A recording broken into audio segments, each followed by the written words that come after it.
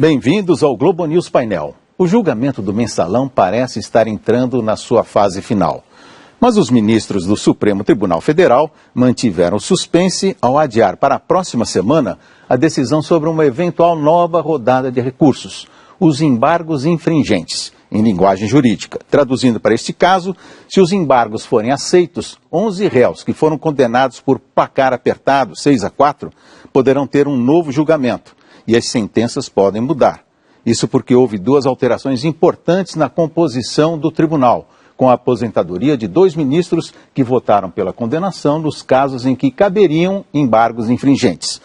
Hoje temos muito o que discutir. Estão aqui no estúdio da Globo News de São Paulo, Francisco Rezec, ex-ministro do Supremo Tribunal Federal e ex-ministro das Relações Exteriores, Miguel Reale Júnior, jurista e ex-ministro da Justiça do governo Fernando Henrique Cardoso, e o advogado Marcelo Figueiredo, professor de Direito Constitucional da PUC de São Paulo.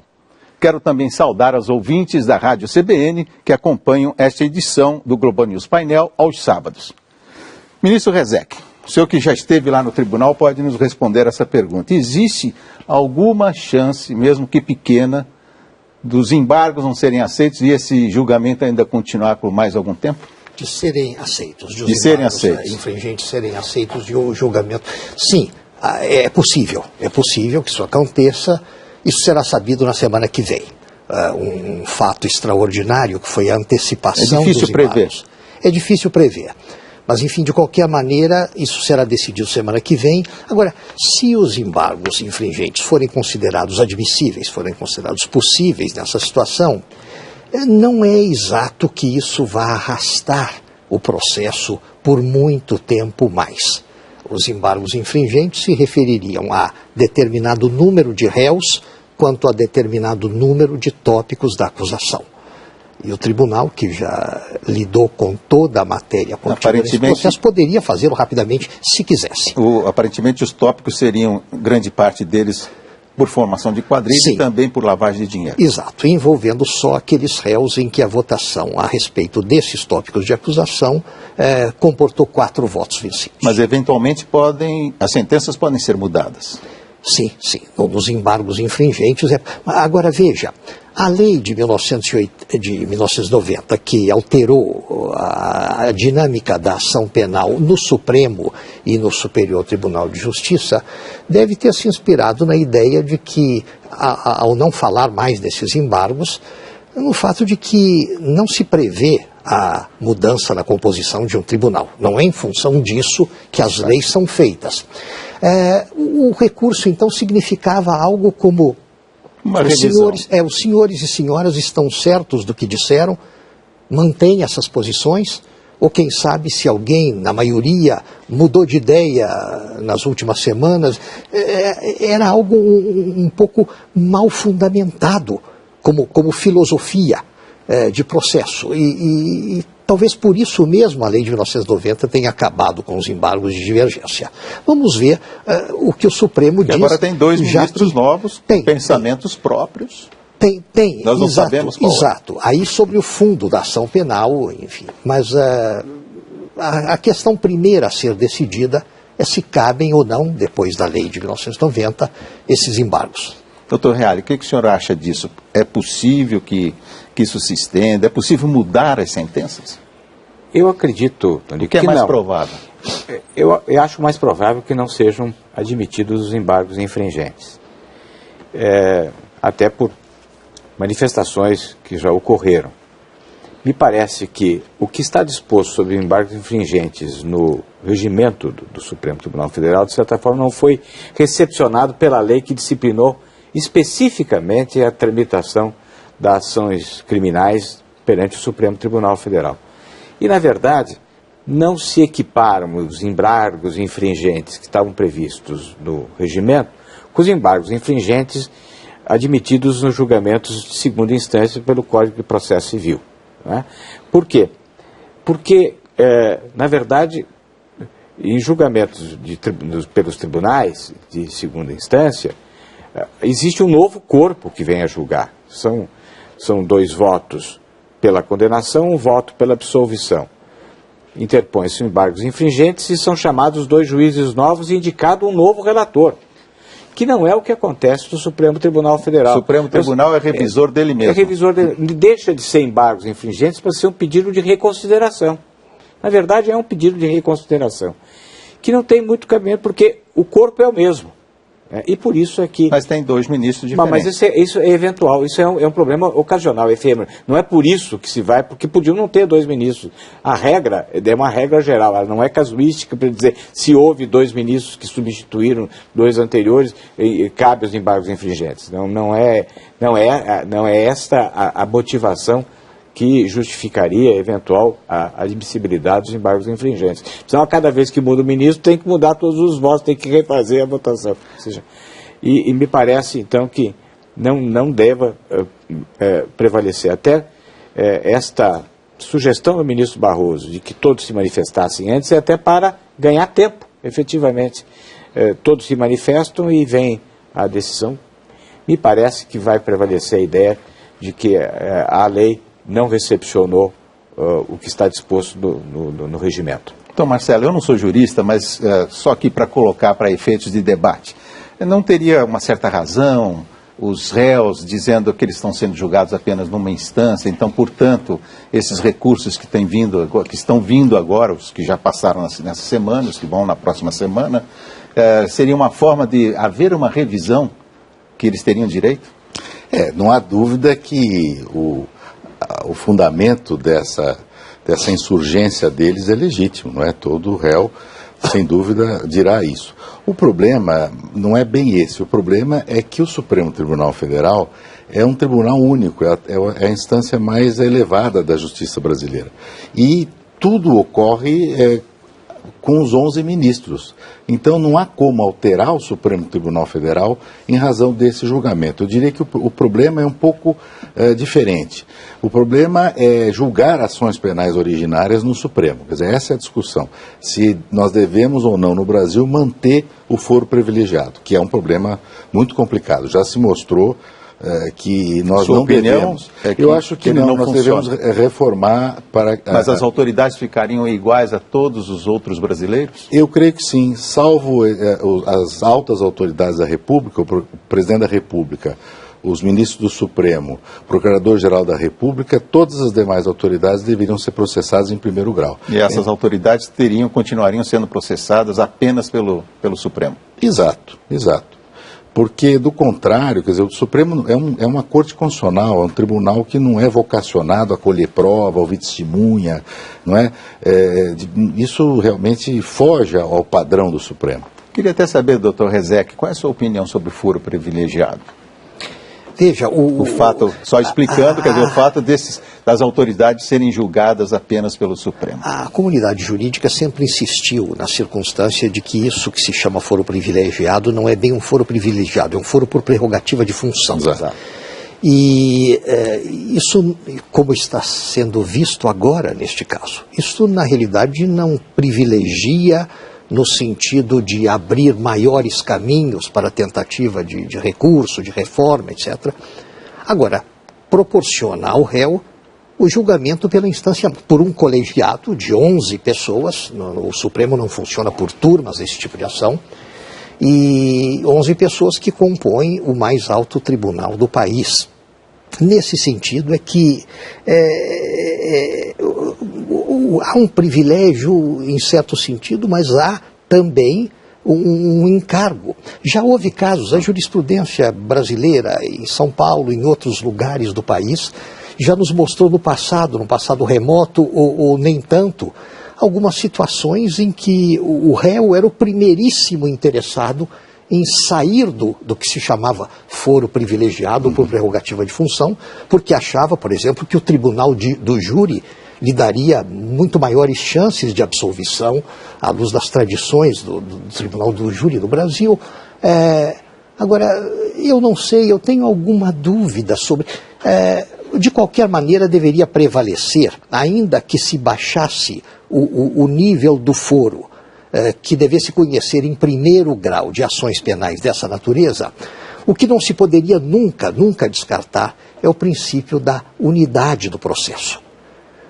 se prevalecesse aquilo que determinados réus na Ação Penal 470 desejavam desde o início, sem sucesso, o processo se atomizaria. Iria parte para o subúrbio de Belo Horizonte, parte para São Paulo, parte para Bahia, parte não sei para onde.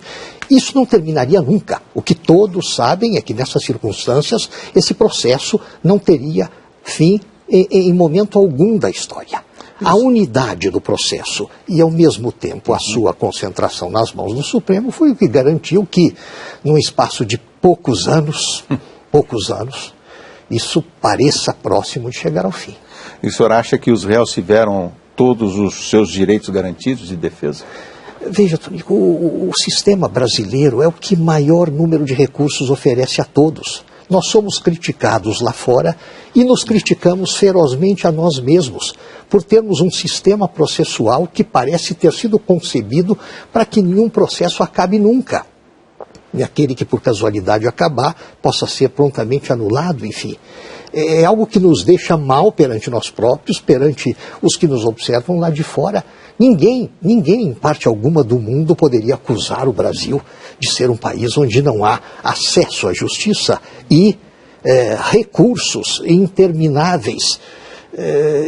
E eu diria, mesmo para pessoas não tão eiradas quanto aquelas que compõem o Banco dos Réus num caso como esse.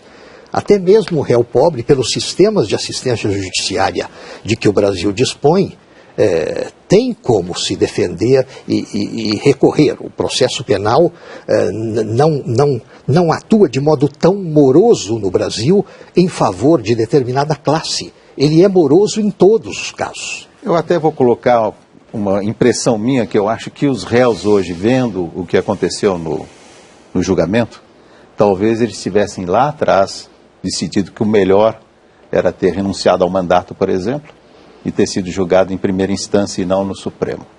Eu acho.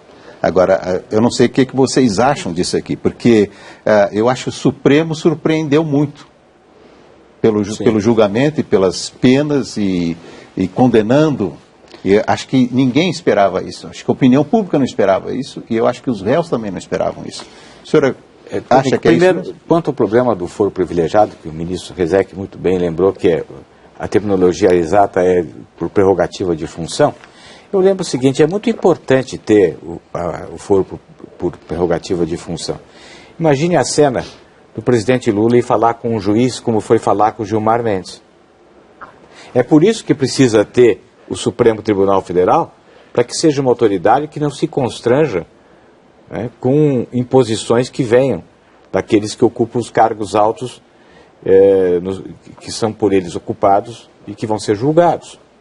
Então a prerrogativa de função, o foro por prerrogativa de função, é uma garantia da sociedade, para que se saiba que a autoridade não vai ser julgada por um juiz que esteja sujeito a injunções políticas ou administrativas.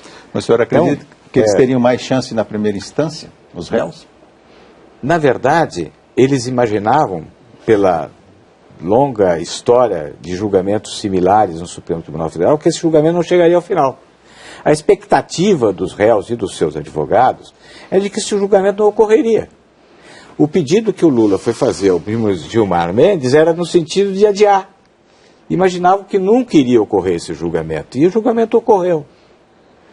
E o ministro Rezec lembra casos de júri, há o caso do governador da Paraíba, que tentou matar um grande amigo nosso e ex-governador Tarcísio Buriti, que saía do cargo e com isso mudava a competência, saía da competência do Supremo para ir para a competência do Vale do Júri. Na hora que ia ser julgado pelo júri, se elegia novamente senador ou deputado, voltava a competência para o tribunal, e dessa forma ele acabou falecendo sem ser julgado. Tem um outro caso famoso, que é o do Carandiru também, porque havia um deputado entre os acusados, sim, e o caso ia para lá, vinha para cá. Exato. O que é necessário é que se fixe efetivamente, como o ministro quer, a unidade do processo. Tomou conhecimento, o Supremo tomou conhecimento de um processo, independentemente de algum dos réus vir a não ser mais ocupante de um cargo que se justifica a competência do Supremo, mantém-se a competência do Supremo. Porque senão fica um jogo de ir para lá e para cá, que é o instrumento,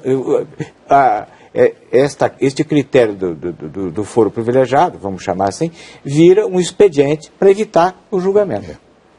Doutor Marcelo, o senhor ia falar alguma coisa? Exato. Eu acho que são duas questões diferentes. Veja, eu creio que o Supremo Tribunal Federal agiu muito bem nesse julgamento, com toda a correição, houve ampla defesa, os advogados se manifestaram, memoriais, enfim, não é essa a questão. Nós estamos aqui... Mas, de qualquer forma, também o surpreendeu. Sim, surpreendeu pela agilidade, surpreendeu pela criatividade, porque não havia outra maneira de julgar com um número tão grande de réus. Quer dizer, nesse sentido, o julgamento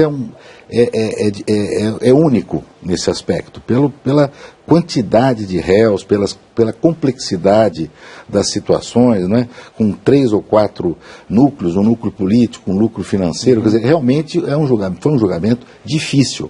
Agora, não é isso, o tema que eu coloco não é esse. Eu digo que creio que seja interessante no Brasil, nós, já que estamos num momento de pressão popular, fala-se numa reforma política, etc., pensar também em alterar essa competência. Quer dizer, e eu creio que o foro de prerrogativa de função privilegiado, terminologia aqui pouco importa, deve ser repensado. Né? As grandes democracias têm o foro em situações muito especiais, não é? Pessoas, altas autoridades da República. O presidente saiu também do mandato, por exemplo, na França, no dia seguinte, né, o Sarkozy estava respondendo o processo, no caso da Lancôme.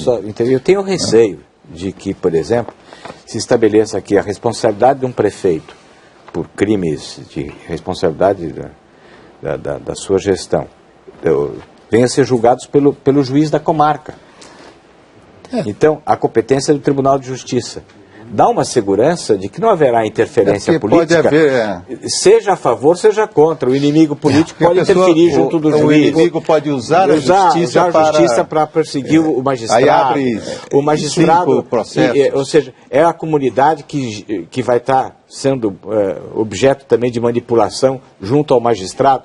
O julgamento pelo Tribunal de Justiça de um crime de responsabilidade do prefeito é mais seguro que exista imparcialidade e defesa contra pressões indevidas. Nesse caso, sim, eu concordo. Então, veja, essa prerrogativa é uma prerrogativa para a sociedade, não é uma prerrogativa do réu. Doutor Rezec?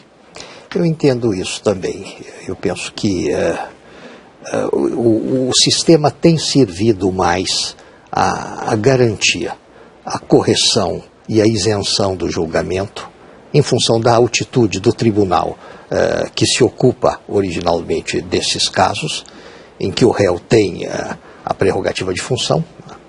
E acho que os efeitos colaterais perversos não são de natureza, não são de monta bastante para desmoralizar o sistema, para desautorizá-lo, para recomendar alguma coisa diferente. Queria mudar agora o tema para um outro patamar, que é sobre as manifestações e como o tribunal reagiu, se é que reagiu, como ele reagiu frente às manifestações de rua, quer dizer, a chamado clamor das ruas. Inclusive, na decisão que terá que tomar na próxima semana, eventualmente algum ministro fala assim, não, eles têm direito aos embargos, mas vai pensar outra vez. Nós vamos abrir de novo o julgamento? E o que a opinião pública vai dizer? O que vai acontecer com a própria imagem da justiça? A imagem popular de que uma coisa que não termina. Queria que vocês falassem isso, mas logo após o nosso intervalo. O Globo News Painel faz uma pequena pausa e volta em instantes. É só um minuto. Até já.